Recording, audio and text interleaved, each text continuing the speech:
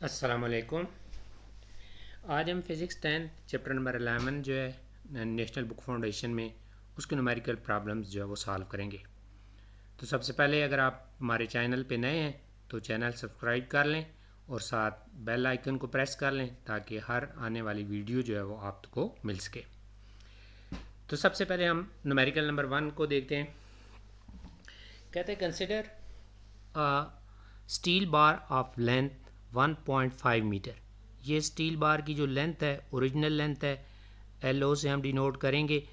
इसकी वैल्यू जो है वो 1.5 मीटर है और इसका जो इनिशियल टेम्परेचर है वो हमारे पास T1 लेट सपोज और ये T1 है और 10 डिग्री सेंटीग्रेड है। It is heated to raise its temperature to 100 degree centigrade. तो अब देखें कि इसका जो बाद का टेम्परेचर है उसको हम T2 से डिनोट कर लेते हैं और ये हमारे पास आ जाएगा 100 डिग्री सेंटीग्रेड हो जाएगा। अच्छा, अब इसमें देखो हमें असल में चाहिए होता है इंक्रीज इन टेम्परेचर यहाँ पे, तो डेल्टा टी हम निकाल सकते हैं। ज़्यादा में से कम को माइनस कर लो तो T2 माइनस T1। अब T2 की वैल्यू आपके पास है 100 डिग्री सेंटीग्रेड और T1 जो है वो आपके पास है 10 डिग्री सेंटीग्रेड। दोनों को अगर माइनस करते हो तो ये हमारे पास आ जाएगा 90 डिग्री सेंटीग्रेड जो वो टेम्परेचर हो जाएगा। अच्छा, अब इसमें जो ना इंक्रीज इन लेंथ फाइंड करना है और साथ फाइनल लेंथ आपने फाइंड करना है। अब देखो कि अल्फ़ा की value coefficient of linear thermal expansion, ये देखें ये अल्फ़ा होता है और इसकी वैल्यू जो है वो गिवन है alpha is equal to 1.2 into 10 raise to power -5 पर केल्विन है। अच्छा, अब हमारे पास जो फार्मूला होता है डेल्टा डेल्टा एल, पहले हम देखते हैं फाइंड क्या करना है। एक तो हमने डेल्टा एल फाइंड करना है और दूसरा हमने फाइंड करना है फाइंड द फाइनल लेंथ, यानी कि आपने एल भी फाइंड करना है। आपने इंक्रीज इन लेंथ फाइंड करनी है और फाइनल लेंथ फाइंड करनी है। अब जो हमारे पास डेल्टा एल का फार्मूला होता है delta L is equal to alpha L not delta T. अब इसमें देखो वैल्यू पुट करो। अल्फ़ा की वैल्यू जो हमारे पास है 1.2 इंटू 10 रेज टू पावर -5 पर केल्विन। कोशिश करो पहले स्टेप में यूनिट्स जो हैं वो मेंशन कर दो। एल नाट की वैल्यू अगर आप देखते हो तो एल नाट हमारे पास है 1.5 मीटर है और increase in temperature delta T की वैल्यू अगर आप देखते हो तो डेल्टा टी जो हमारे पास है ये देखें आपने 90 डिग्री निकाला हुआ है तो ये हमारे पास 90 आपके पास आ जाएगा। अच्छा, अब इसको अगर आप सिंप्लीफाई करते हो तो जब आप इसको मल्टीप्लाई करेंगे तो ये जो आंसर हमारे पास आ जाएगा 1.62 इंटू 10 रेज टू पावर -3, तो ये मीटर में आंसर आ जाएगा। अब अगर आप 10 रेज पावर -3 आपको पता है मिली की इक्वल होता है तो ये आपका 1.62 मिलीमीटर में आंसर जो है वो बन जाएगा आपका। तो ये उसके बाद एल फाइंड करना है। अब देखो ये डेल्टा एल की वैल्यू है। अब हमें पता है कि डेल्टा एल जो होता है ये इंक्रीज इन लेंथ होता है, तो डेल्टा एल जो होता है ये हमारे पास होता है final length L minus original length L ओ।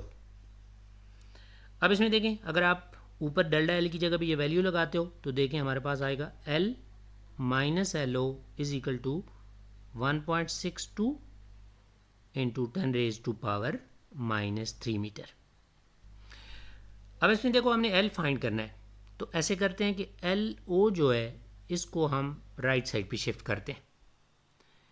जब एल ओ को आप राइट साइड पे शिफ्ट करोगे तो देखो आपके पास आएगा L is equal to 1.62 into 10 raise to power -3 plus L O. अब एल ओ की वैल्यू लगा दो यहाँ पे तो 1.62 into 10 raise to power -3 plus 1.5। अब कैलकुलेटर को यूज़ करके आप इसको ऐड कर लें तो जब आप ऐड करेंगे तो ये आपके पास जो आंसर बनेगा 1.5016 मीटर जो का वो आंसर आ जाएगा। उसके बाद नेक्स्ट जो न्यूमेरिकल है, a solid cube of length 10 centimetre at 25 degree centigrade. अब सॉलिड क्यूब है, उसकी जो साइड की लेंथ है वो हमारे पास है जी 10 सेंटीमीटर है। अच्छा, अब देखो कि हमने इसका वॉल्यूम निकालना है। अब जो हमारे पास वॉल्यूम होगा ये आपका बेसिकली ओरिजिनल वॉल्यूम होगा, और जो क्यूब होता है उसका वॉल्यूम जो होता है वो एल क्यूब होता है, एल की पावर 3 होता है। अब एल की वैल्यू 10 है, 10 सेंटीमीटर का क्यूब आप लगाएंगे।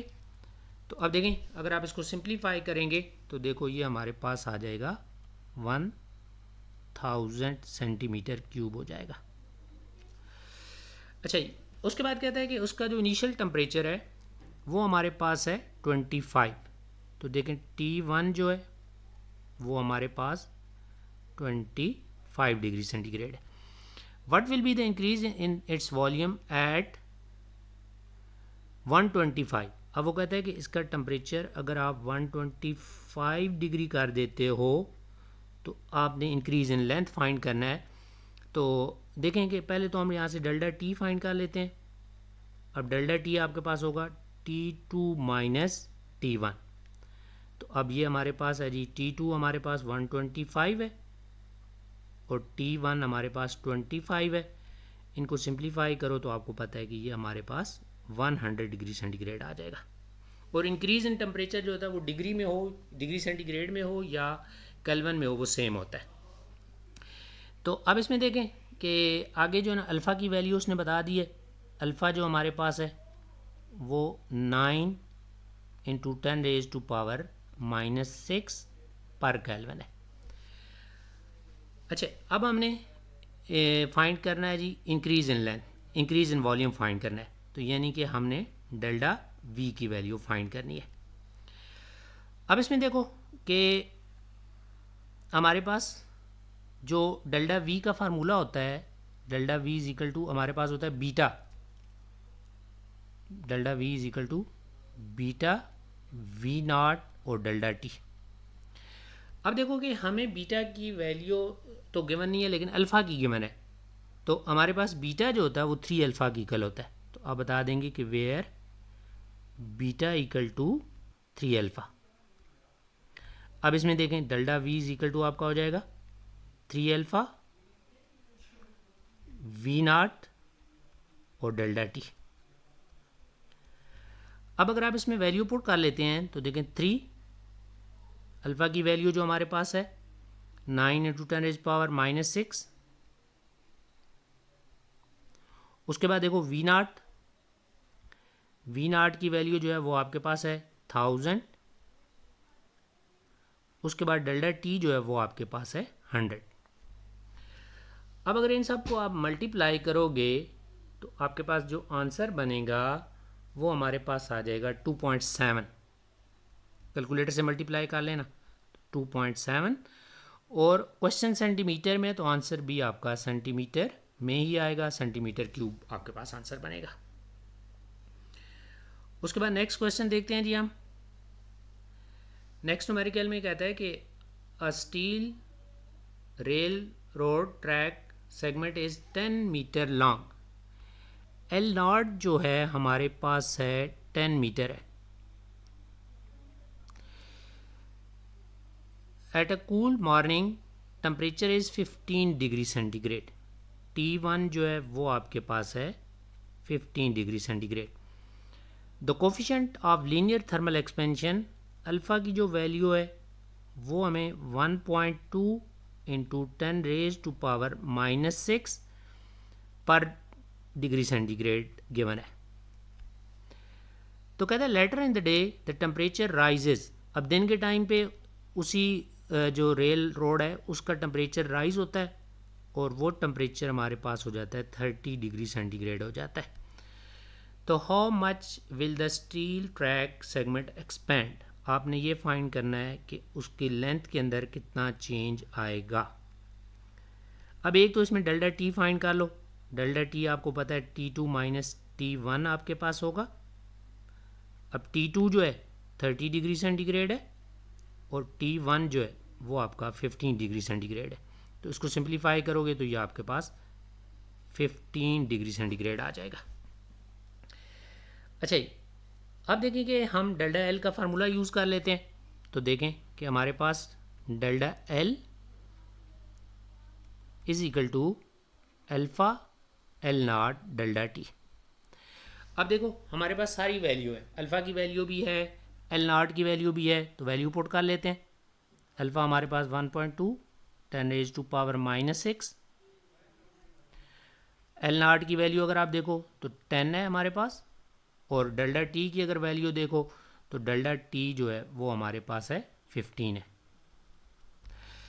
अब अगर हम इन सबको कैलकुलेटर से मल्टीप्लाई कर लेते हैं तो जो आंसर हमारे पास आएगा 1.8 इंटू 10⁻⁻³ मीटर आ जाएगा।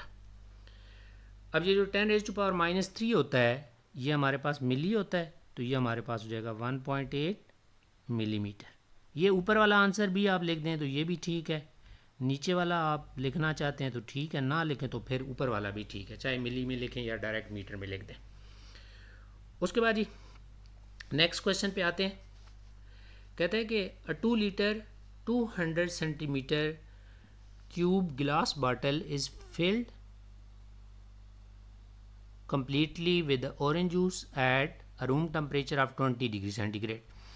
अब देखेंगे हमारे पास जो इसका वॉल्यूम है वो हमें गिवन है, वी नॉट की वैल्यू है, और ये हमारे पास है 2000 है। वी नॉट की जो वैल्यू है हमारे पास ये 2000 सेंटीमीटर क्यूब है। Is completely filled with orange juice at room temperature, जो T1 है हमारे पास वो हमारे पास है जी 20 डिग्री सेंटीग्रेड है।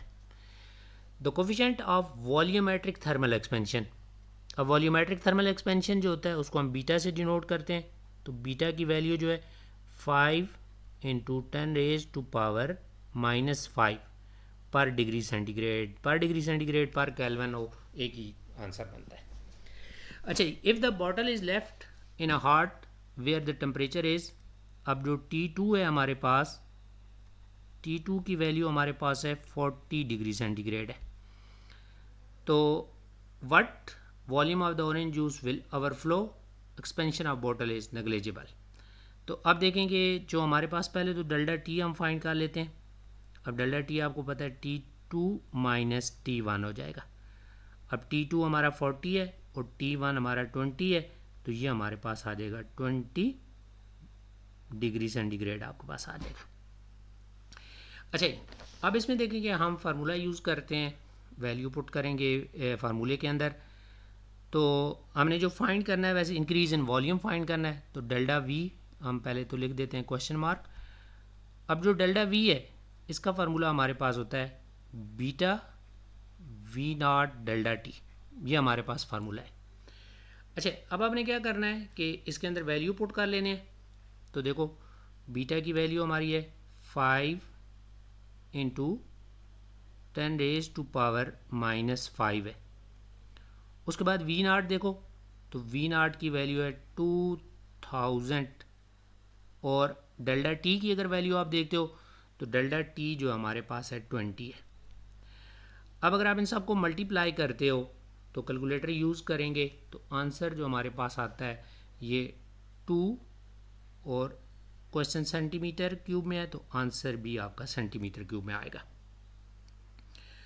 उसके बाद नेक्स्ट क्वेश्चन है, how much heat is required to change 15 kg of ice.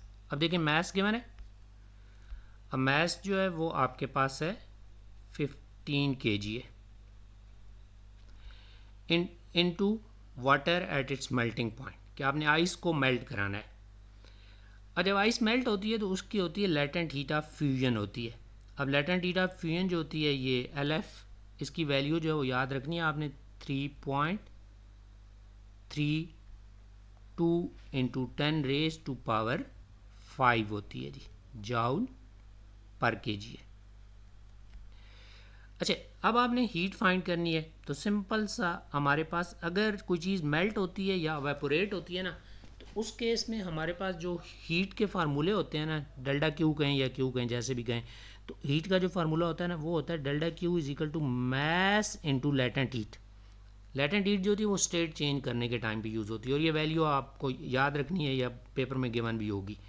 तो अब देखें ये हमारे पास लेटेंट हीट ऑफ फ्यूजन लिख दिया हमने।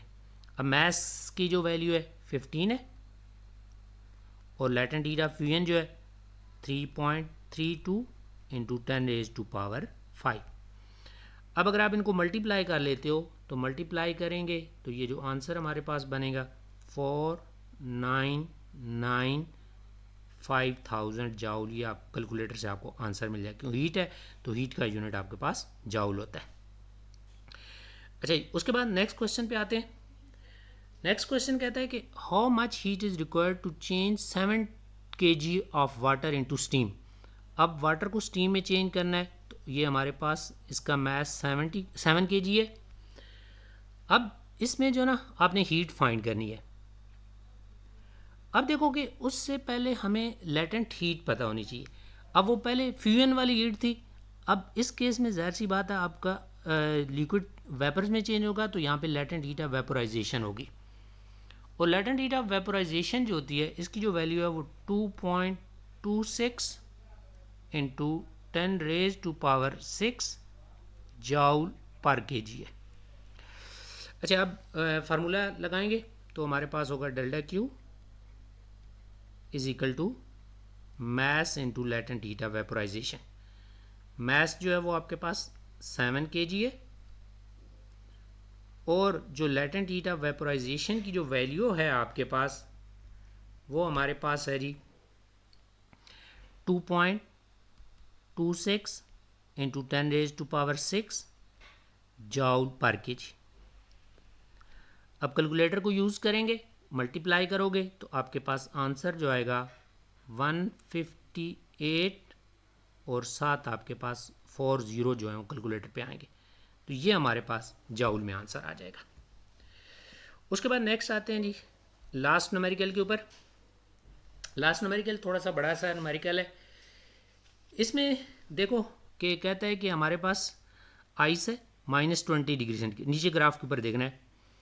आइस है -20 डिग्री सेंटीग्रेड पे, ये इसको आपने हीटअप किया आइस को तो पहले आइस का टेम्परेचर -20 से 0 डिग्री राइज होगा, ये नीचे ग्राफ पे देखेंगे आप,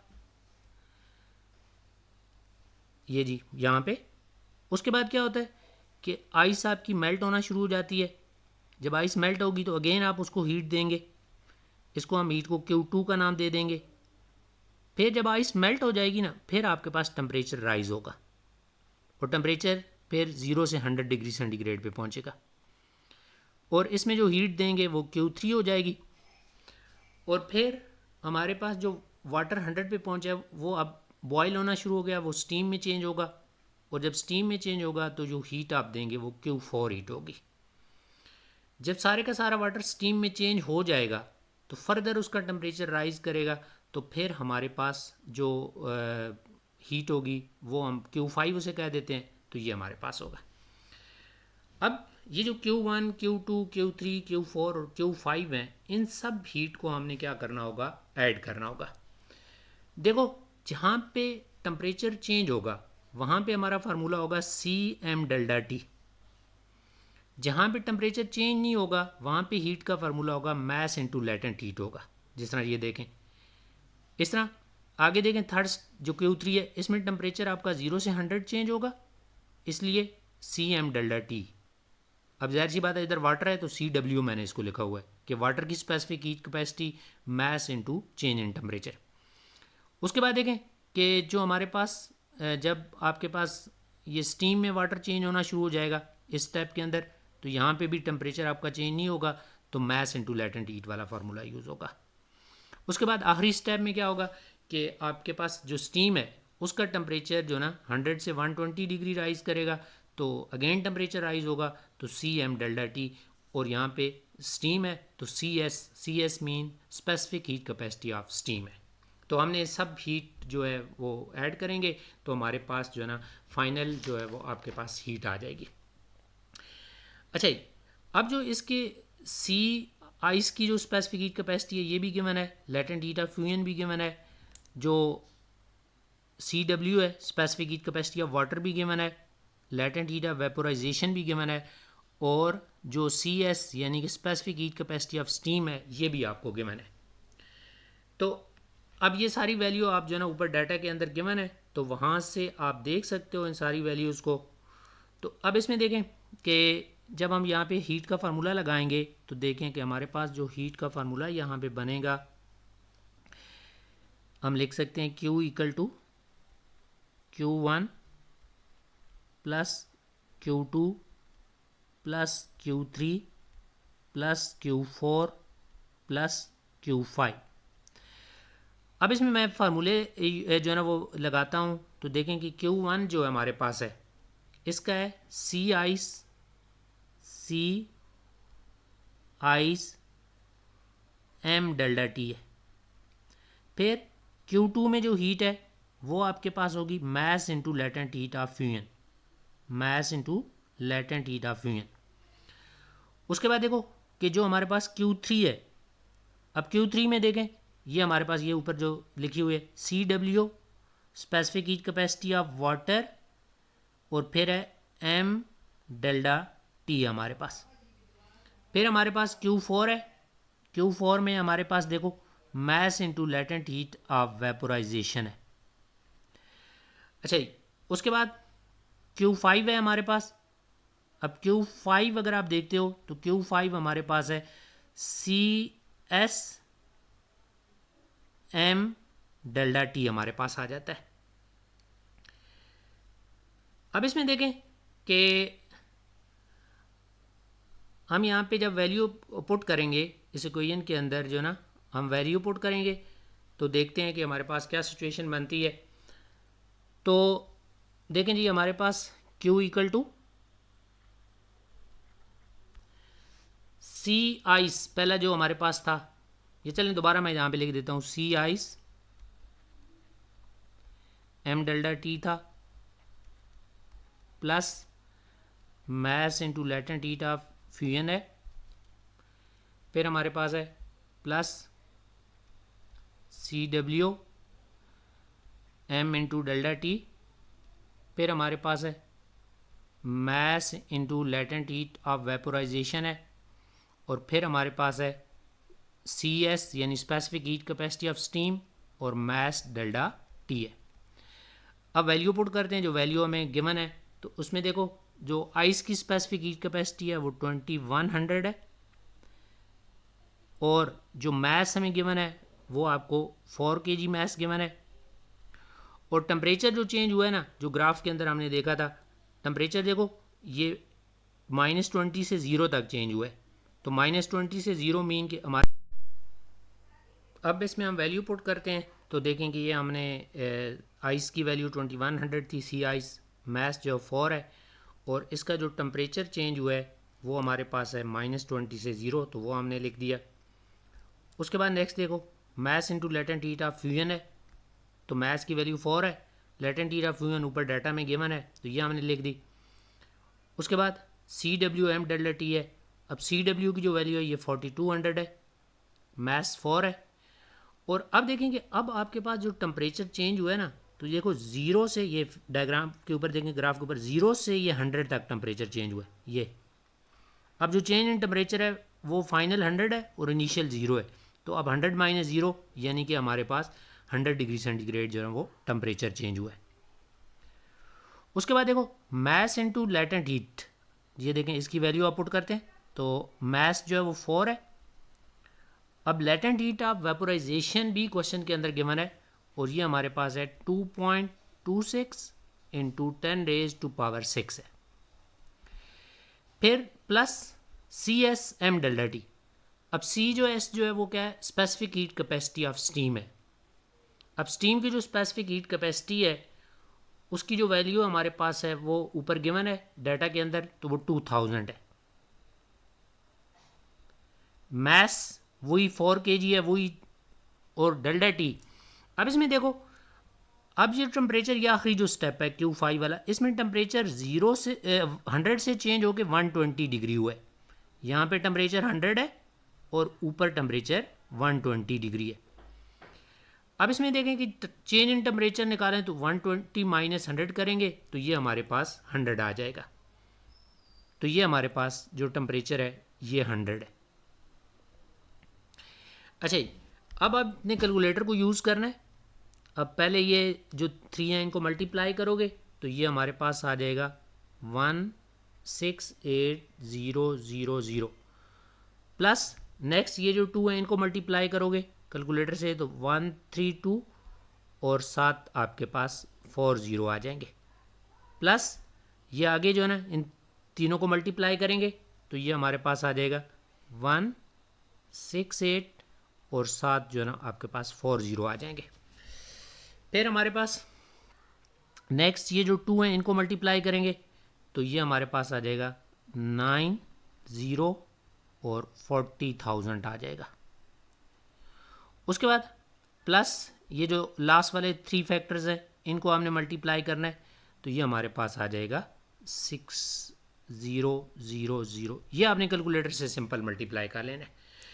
अब जब आप इन सब को ऐड करोगे तो ऐड करेंगे तो हमारे पास आ जाएगा 12368,000 जाओ। इस तरह में आंसर ठीक है आपका।